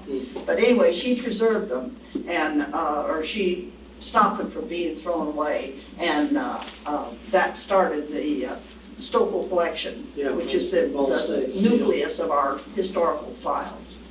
So all of this, like I say, is just right at your fingertips on your laptop. All this history of Muncie, plus a lot of other things. Murray Jewelers here in town has given us some historical documents of theirs to put up on here. There's just a lot of Muncie and Delaware County material in here to look at. So I'm going to stop there. So that we've got plenty of time for questions. If you want, we can take another little break. But do you have any questions about this right now, about what we have up on the web, or about Middletown Studies? Yeah. Is this repository that you guys have built unusual for like a city and a university to get together and do that? Most university libraries are building media repositories. We did a study last year, and we had the 3rd largest repository of this type in the nation. I think UCLA has one, and some of the bigger universities. So it's not unusual to have a repository. What we're finding is a little unusual is how much we're putting up and how quickly we're putting up. We have the advantage of being a mid-sized institution that you don't have to jump through as many hoops to do some of this. And so we can go faster. And we have a dean in the library who has put the emphasis on this since he's been here. Like I said, when I came, I was Nancy's replacement as head of archives and special collections. I'm now assistant dean for digital initiatives and special collections, and I have 3 professional archivists working for me. So Nancy was a lone ranger. Yeah, so I sure was. So, and that's because of what we're doing with digitization, to take what Nancy built, we continue to build, I was just but to foundation. make it more accessible nationally. Ball State alums love this because there's a lot of Ball State. The yearbook is on there. The student newspaper is on there. So, Ball State alums love this as well. So. Yeah. Could I hear a little anecdote on South Walnut Street? I'm sorry. A little snapshot picture of South Walnut Street. I grew up in Muncie, and that was just my parents talked about the evils of South Walnut Street. As a kid, I really didn't get to participate in any of those evils, but maybe you have some anecdotal comments you could make about South Walnut Street. If you want to come up here, Nancy. Well, there Not were a lot put you on the spot. no, you're not putting me on the spot. My dad ran a bar down there. Oh, he was one of those people I was supposed to watch out for. Yeah, it was called the 1100 Bar. And at the time he bought it, it was kind of a town and gown from both sides of the track would stop in there to have a beer or because he had good food there and everything. But then after he sold it, it kept going downhill. And I think there was a guy cut his wife's head off there. And it just went downhill. And then South Walnut Street disintegrated from that time. Well, that was the 50s. And so into the 60s and 70s, it changed. I think it's coming back. I think South Walnut Street's coming back. I really do. It's totally different to me. Yeah, there were houses of prostitution down in there, and Was that the Little Chicago area, or was that? yeah, at that Little time. Chicago. And there were a lot of gambling, and it depended on who was the mayor of the town, how open they were. In the 50s, it was tip books. My dad was too cheap to pay the bag man for that time, so the excise men came down on him pretty hard and heavy. But it was just that it wasn't that he was so much against the gambling, because he didn't care one way or the other. He liked to gamble himself, but he just wasn't going to pay any money to get to stay open. So it was a wild time. But then there were times when it would get cleaned up, and it'd be depending on who was the city administration. Thank you. Other questions? I was going to show you, we put diaries and things like that up, Thomas Ryan diaries. So that's some diaries from 1886 to 1890, for example. Eleanor Roosevelt was here twice, 39 and 59, something like that. Yeah. And this is her, I think, 59 speech when she was here in Muncie. I always loved that story because my husband was a police officer, and he was her guard all day. And when he went to work that morning, he says, I've got to watch that old biddy. Who cares about her? When he came home that night, he was in love. He fell in love with her. He said she was wonderful. And he kept telling her, he said, Mrs. Roosevelt, he says, we're going to have to leave, because she was signing autographs and talking to people. He said, we've got to leave because that plane's waiting for me. And she looked at him and she said, young man, you don't really think they're going to take off without me, do you? He said, no, ma'am. I'm just going to do a quick search here on, for example, the Ku Klux Klan to show you if it will go here.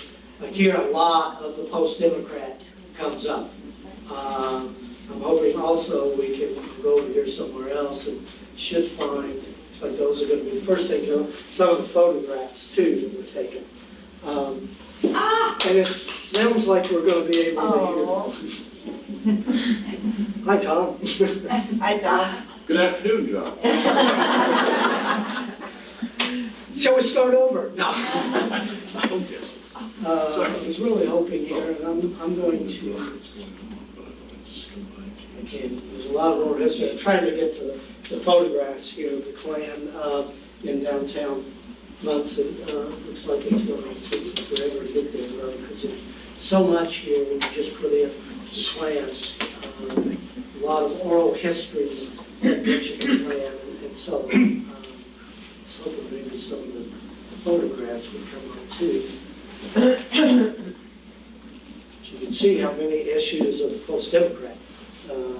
mentioned to Clay earlier that the whole collection is coming up. When you do that, well, it doesn't look like I'm ever going to get to the photographs, but I think where they're at, I have to go back to home real quick. Tom, do you feel up to talking about we've already done Middletown. Do you feel like doing a little? You have done it? Yeah, I feel like doing a little Fine. bit of the early history. Or But that's fine, and my apologies to you all. well, I When can't you get find to you. my age, you tend to do things like this. But I hope I won't do it again. This is my farewell appearance for this group anyway, but still. Sorry, John. That's all right. Did you have somebody had a question? I had just started to make a comment. I actually wish this presentation would have been last week. I'm relatively new to Muncie, just a few months, and when I got my new position here, I called my grandmother and said, "Grandma, I got a new job and I'm moving to Muncie, Indiana." And she was like, "Did you say Muncie?" And I was like, "Yeah, yes."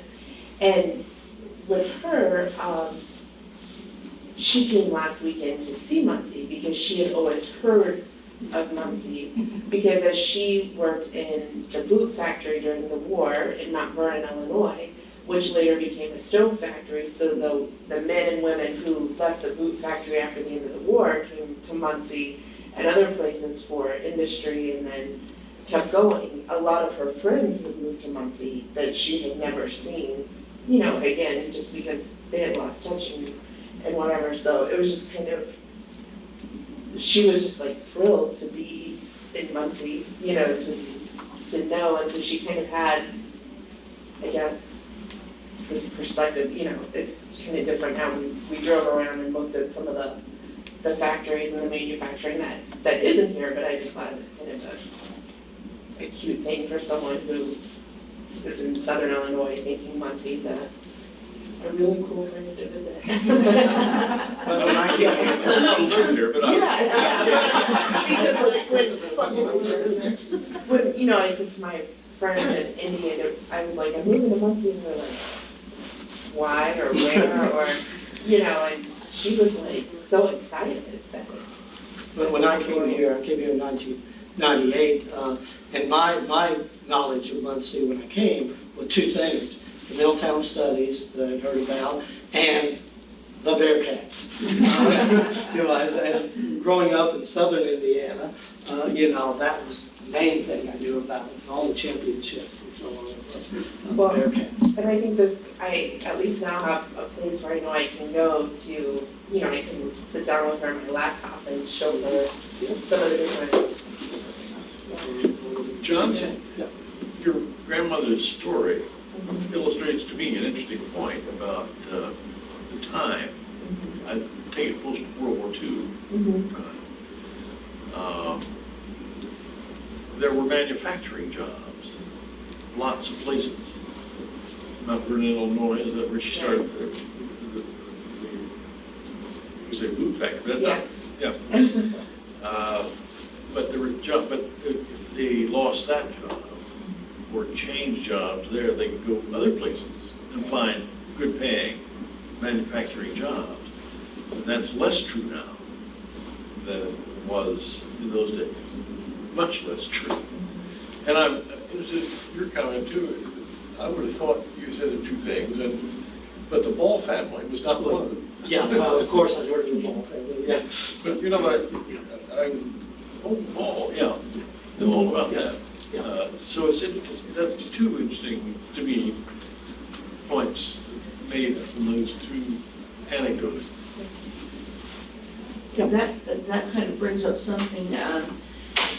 Many years ago, my husband worked for both Ball Brothers then in their zinc mill and then at Frank Foundries, which both of them are no longer around. But one of the interesting things to me was that it seemed like groups of people from towns, particularly in Tennessee or Kentucky, came to a particular factory, and there was kind of I guess a joke where, the train would, instead of announcing the towns, they'd announce the factories, and the people would get off at the particular factories. That's probably a pretty good segue, because I think Tom probably mentions that southern migration in your remarks. or- I should. That's right. And of course, that period of time, the migration was severe. I remember here, growing up here, grade school, a tremendous number of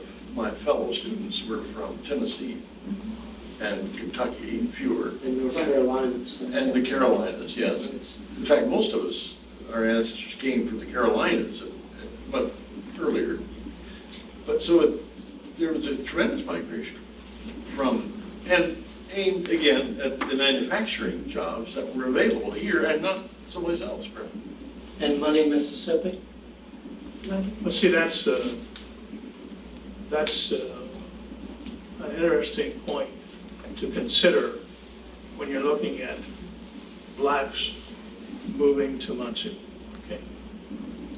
For example, first of all, not very many people could get a reason or a right to leave. You couldn't leave the plantation, okay, without permission. We can talk about slavery, we can tie a lot of things together, but you were not allowed to leave without permission. The only time you could leave would be at the end of the year, at settlement time. How many people know what settlement? What does that mean? That means after you pick cotton, during the cotton picking season, you've had food from the store there on the plantation, and you had settlement. That's when you go in and sit down with the boss, the plantation owner, and he'd tell you how much you made for that year. Most people didn't make anything, so they had to stay, okay? And you were not allowed to leave. You had to run away, much like slavery, to be able to get away. And then you had to have some place to go. And you weren't going to have any money, so you'd have to have some place to stay. My father was allowed to leave because he'd been in a horrible car accident. No one to pick him up on the side of the road because of banged up, bloody, and all that. Can't put you in the car. Put him in the back of a truck. Took him to where he was headed, to Greenwood, Mississippi. Put him in a wooden building behind the hospital. Looked at him. His hand was all banged up, so they just cut that part off. Wrapped it up. They had to pick him up the next morning, take him back to the plantation. Now he goes from picking the most cotton, not being able to pick cotton. And we have 5 grandchildren. One passed away at 14, she's in heaven. But one of the 2 boys who live in Fort Wayne, every time we stay with him, he knocks on our bedroom door, and he wants to come in there like sometimes at 4 o'clock in the morning or 5:30, because they go to a school where he has to be there at 7 or 7:30 for activities before school starts. And so he wants to hear more about the stories. And he came in one day and he said, "You know what, Paul, I've been thinking, your dad was blessed." I said, "He's blessed. He had that accident." And I said, "Well, how was he blessed?" He said, "Well, you told me he couldn't pick cotton. He had to go down and work at," he has all the names down too, Mr. Chatham's house, and he was a horseman. He got the mules ready and the horses ready. And so he said, "He's blessed. He got a promotion." I'll never forget that story. I said, "No, he got a promotion." But the bottom line is, my father, he was put off the plantation. He went from picking the most cotton, having a lot of privileges, having an automobile, able to do things to make money. Now he doesn't have any place to stay. Took us to Greenwood, tried to work down there, couldn't make it. Mrs. Maud, who happened to be white, by the way, we stayed in a little brooder house behind her house, and she'd check in on us while he worked. Couldn't make a living, so now he has to come to Muncie. That's where we had relatives. That's how we got here. But it took him 2 years to get a job because they thought he was handicapped because he lost most of his hand. And he could do everything that anybody else could do, but he wasn't given a chance. But the bottom line is, migrating for blacks was different than the migration you've been hearing, okay? The migration you're hearing Tom and others, you know, you come here and you find a place to stay, and there weren't houses for blacks. So we had stayed with his brother-in-law and sister, and we had slept in their living room on pallets. What's a pallet? It's a blanket on the floor. Yeah. We had slept on pallets until my father finally got a job at the Indiana Bridge Company. Oh, yeah. $40 a week. Women were working at the plants. It was at the end of the war. They were working 6, 7 days a week, making lots of money. I say women because anybody can get a job. His father came here and started working at Frank Foundry, working 7 days a week. He was old, but they hired him. When my wife and I, for example, got married, we've been married 54 years, by the way. But when we got married, my gosh, I was going to be a pilot. There's a story behind that. Mr. Ron Dyer was my teacher for 3 years. You ever had a teacher for 3 years? How many people here had a teacher for 3 years? Oh, see, I'm special. 3 years. I knew him. I knew his dog. I would check on how his dog was doing, and we knew his 2 sons, and I knew the missions that he flew. So I wanted to be a pilot like Mr. Dyer. So from 3rd grade through 6th grade, I studied pilots. I studied planes. My gosh, ROTC at Ball State, and going to be a pilot. But I say all that to say that went down to Wright-Patterson Air Force Base, took the upper division written test, passed it, no problem, flunked the physical. 20/30 in my left eye. You can't be a pilot if you're not 20/20. I decided no more ROTC. I don't want to be a regular officer. I want to fly. And then I decided, my gosh, I've got this wonderful job. I'm not going to wait. My wife's not going to get married. So we got engaged. We set the date, get married. I started looking for a house. Weren't any houses. No place to stay again. There was absolutely not a house that we could rent anywhere in Muncie. Right over from 2nd Street to Willard Street, there are signs that says houses for rent, apartment for rent. I don't know how much it costs to rent this house. We don't rent to coloreds. My father had just added a room and a bathroom to our house.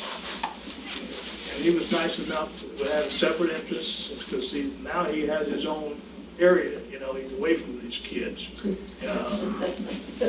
He said, well, son, look like you're going to have some place to stay. I'll move back in my other room. And he gave us the room that he'd built with a walk-in closet and a full bath, and that's where my wife and I had to stay.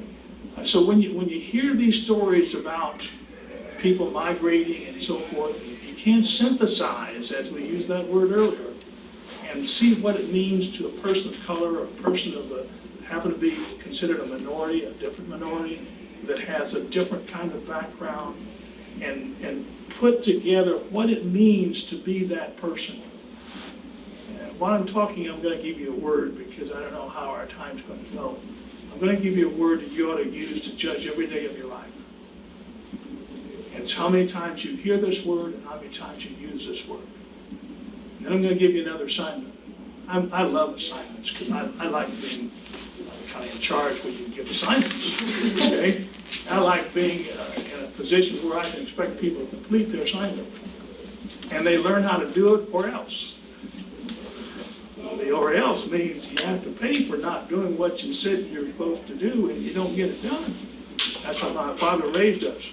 My father did not allow us to use try. We were not allowed to use try in any vocabulary with him. You either going to do it or else. And he didn't say that, but he meant it. And we knew living with Lonnie and Nathaniel Abram meant that you had to anticipate needs, and he didn't want to have to tell you what to do. You had to figure it out and get it done. Okay? The word is thank you. You're talking about the film 17. I'm in Washington, D.C. having a great time. friends in Washington DC, and my wife and I plan to spend there a couple of weeks there. Get this phone call. We have a problem. We need to come home. Muncie Community Schools. To get back, we agreed to have this film 17. And the people there are not doing what they said they'd do. They're taking pictures of people in their homes. That wasn't what the agreement called for. They weren't supposed to go into the homes, and there's some mention that maybe some people provided liquor. And maybe that's where the students got that. Jack Daniels was one of the favorite brands. But the bottom line is that when you all leave here, if you can use that word thank you, for example, how many of you know the Beasley family? John Beasley, he is deceased.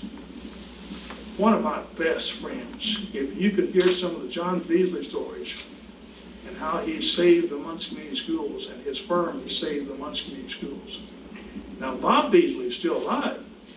And if you see Bob Beasley, you ought to thank him, his family, for what his father and the firm did for Muncie. See, John Beasley knew a lot of people.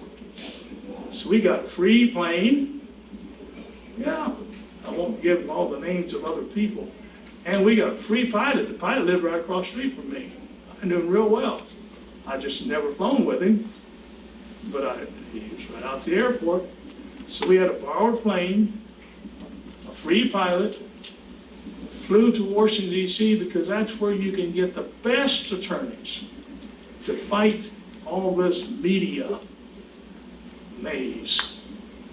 And if we hadn't been able to get some help, find out who were the best attorneys, the best firm to deal with people who signed to do something but didn't do it, that film would still be shown everywhere. Okay? So you see Bob Beasley, tell him thank you for what his family and the firm did for Muncie. And it gets deeper than just looking at the school system. We're looking about people, young people, whose lives could be ruined because of some action that was promoted or prompted or encouraged by people who didn't do what they said they would do. As leaders, each of you are going to have a responsibility to deal with people who want to do something for your firm, your organization, or for whatever, provide some in-service, do whatever. You're going to have to make sure you know who you're getting to do what. I didn't mind signing this form. I didn't mind signing it. I did have to make a comment because I'm working with some people who are trying to help me with something, and they don't like me, if they're helping with something, they don't like me going out and doing something with somebody else if you've already agreed to do something with them. But Ball State, I've already told you, I'll do anything that Ball State asks me to do, okay? Because Ball State is special. Dr. Gore and others that are working, they're doing some things that cut deep into the lives of people in this community and beyond.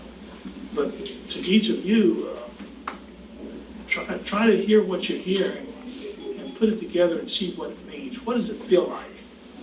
What does it feel like to, Mr. Parker's pictures in the paper this morning, okay? He's one of my bosses. I happened, at the time I was single and getting married, I had all of Industrial Trust banks. I cleaned all their banks for them, okay? Downtown, when they got Southway Plaza, they let me have that. When they got Northwest Plaza, they let me have that. I had some other places that I cleaned. My father taught me how to clean. And so I had a good job. But could I tell people I had a janitorial firm, service firm? No. You can't do that back in those days when I was coming along. You can't say you have a janitorial firm. That didn't sit well at the time. So when you hear all of this history is really important. This is what I was saying earlier about you can get it. It's there. And I knew that it was going to be shared with you. And you always do an excellent job. and Ball State has got it. Jenny Nellis, Muncie Public Library, the library has it. Jenny's done such a great job with the public library. The library was one of my best friends. I wouldn't be sitting here with you today if it hadn't been for the Mary Hunt Library being right next door to Garfield School. My father didn't get off work till 5. I grew up being a free agent. I could do anything I wanted to do. And the library is one of the places when I leave school, I go over there. Unless I was on patrol. Yeah, I was on parole. Patrol. If I was on patrol, my corner was clear down at the end of the route. I'd walk back to that library because it was exciting. The word is thank you. Use it. Judge your day on how many times you get it and how many times you give it. Thank you, Sam. Any other questions? I've lived in Muncie pretty much all my life. I'm a Southside graduate, so do you think that Muncie has lost some of its pride, like the citizens have lost the pride to be here? Like if Muncie's looked at as a bad place to live as opposed to a positive place to be? Lost the pride, did you say? Yeah. No, I think it's changing. And this is what I tried to say about what you all have a responsibility to do, and that is to take what you get, wherever you get it, and to figure out how it fits in today and tomorrow. Okay? I don't think so. My wife and I had a choice. When we left Pontiac, Michigan, a lot of our friends wanted us to go to Florida because that's where a lot of our friends are. I can't stand Florida that long. Okay? I can't. And I tell people that their community will be judged, whether you want it to be or not, by how people feel about whether they come back to your town or not when they have an opportunity. We chose to come back here because you're not going to find very many communities that have the base that Muncie has. And then what we have to do is to teach our young people how to look for what is good for them so they can have quality in their lives. Okay. We've had a struggle with people understanding about schools, but when you do the history on public schools, you'll find that the students who come from families who have caused their students to fall in love with their school do well. If they don't fall in love with their school, they sometimes have more challenges than what life has in store for them. There comes a time, though, when schools can't serve every student. Our granddaughter we lost, for example, was 14 when she passed away. But when she's born with a heart challenge. Open heart surgery, Riley, at 11 months old. Lived for 14 more years because of so much good care and love from so many people other than ourselves. Okay? And did she go to public school? Yes, until she got out of elementary. And then she would not have fit well in a public school from the time she was in middle school to high school because of how she couldn't do some things and how that works in our society. So each of you have a responsibility to figure out what are you going to do to make sure that people understand how we really have it, okay? And how are you going to fight those things that appear to be negative? I said appear, they aren't. How are you going to fight that? What are you going to do in your positions? When you become fully in charge of something, when I say fully in charge, you never are really fully in charge. Don't forget that. It just appears to be that way. Everybody has a boss, okay? And you're going to report to someone. And what you have to do within the limits of the flexibility you have, determine how are you going to make sure your environment sets the tone for dealing with accentuating the positive. Okay? So each of you, as current leaders and future leaders, it's your responsibility to take all this good information from people who have lived it. You're looking at people who lived it, okay? I lived some of it. not like the people you have seated on each side of me, okay? And how are you going to take that, and how are you going to use it? The subject that I was given to use this morning is one that most people are not comfortable with. And it's not unusual for the length of time that I have for you to become comfortable enough to ask the real nitty-gritty questions, okay? See, I worked for Mr. Roy C. Bewley for 2 years. I was youth Y director. I know what he was doing about trying to integrate Tule Pool, okay? I know what he was doing when he says, come on, Sam. Okay, come on, Sam. Let's walk. And we walked through the community around the old branch YMCA. And he tried to tell people, no, we don't want a new branch Y. We just want to be able to go downtown to the Y down there. They've got a pool down there. The kids can learn to swim in that pool. They can watch movies with other students and all that. We don't want that branch Y. And if you could have heard what people said to him and how they felt about him wanting to turn down a new branch Y, if you could get the feel of what that feels like, then you'd know how I felt so sad for him, trying to get people to say no to something that really should be more than that. Is the old branch Y still there? No. It should never have been there. A bigger goal should have been the goal. But in your roles, you're going to have a wonderful opportunity to stand tall and to stand for what's good for all people. It's going to hit you. Okay? You're going to have it. You can't avoid it.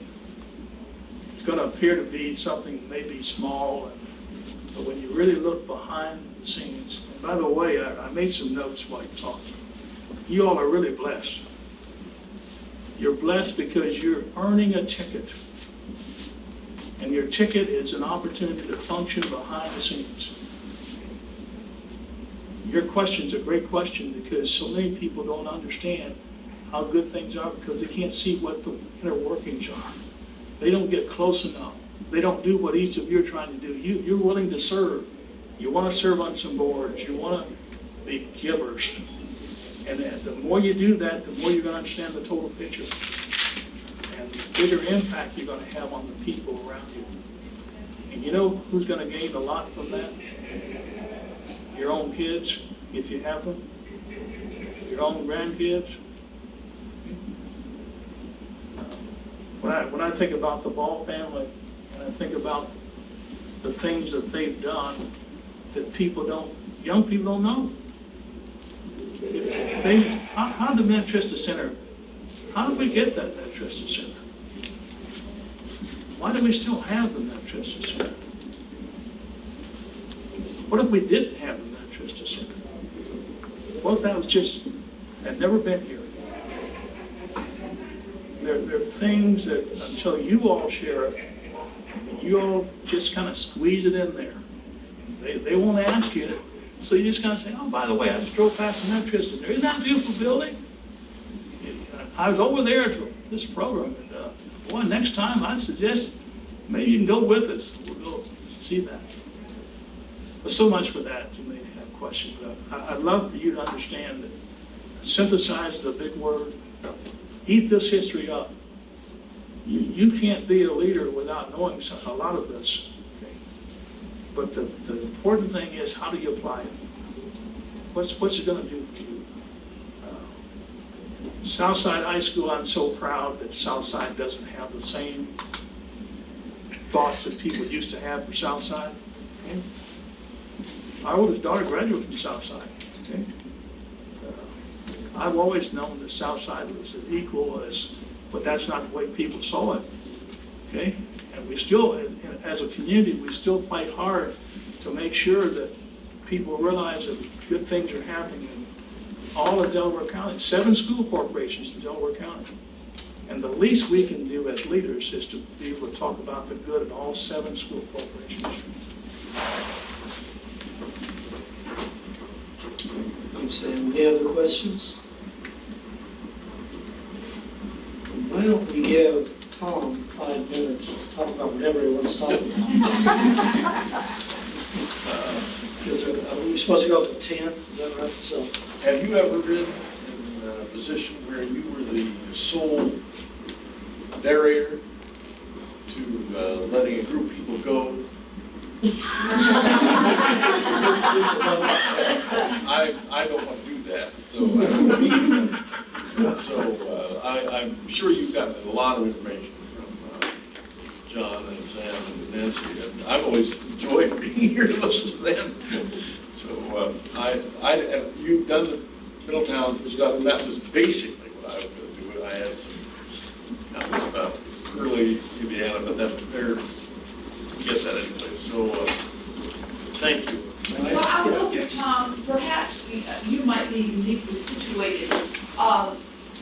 Dr. Abrams made mention of the Ball family and all that they had done with Minna Tristan and that sort of thing.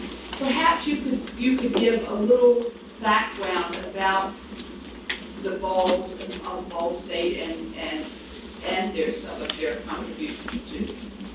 Well, how they came to the, if some of these people are new to Muncie, they may not know the Ball legend and the Ball story. yeah. I was interested in your comment about Miss Tristan too, because. Maybe you could stand at the yeah. podium. Sorry. You can tell I prepared this morning my clothing for this event.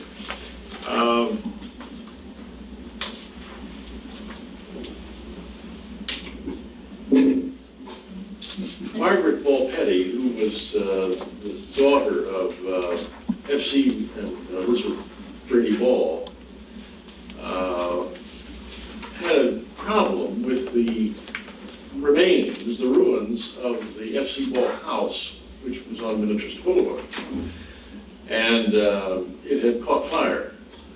And I heard her son-in-law, Alec Bracken, say that it had been veneered in the early 1900s. So when it caught fire, the flame just went up between the inner wall and the then outer wall, and the house was gone. No question about it. There was a great conflagration. But Mrs. Petty was concerned about it, and she thought, it's a ruin. Let's do something. Maybe we can preserve something of it. So she sent a letter to, she was on the board of the Baldwin's Foundation. She sent a letter to Edmund F. Ball, her cousin, and said, what can we do about this? Maybe we could build some sort of an art museum there that would be useful and a contribution to the community. And so Ed kind of took that and ran with it. And from that, I think, initial letter came the Minna Tristan Center, what is now the Minna Tristan Center. And it's more than art, more than art gallery, more than museum. It's really a cultural center, which is what it was originally called. And so that's how that thing came about. And it's been funded by the Baldwin's Foundation and the George and Francis Ball Foundation. And now more recently the Edmund F. and Virginia B. Ball Foundation. And so it's been a tremendous contribution to Muncie. And I often go there and I think to myself, what Ed thinks about this. We must be very pleased to see that this has happened. And I would assume that Margaret Petty would feel the same way. But that's sort of the origins of a letter from a woman who wanted to do something with her old home. So think about this when you're thinking of your old home, You can do the same thing, Brad. Thank you so much, Tom. And, interesting.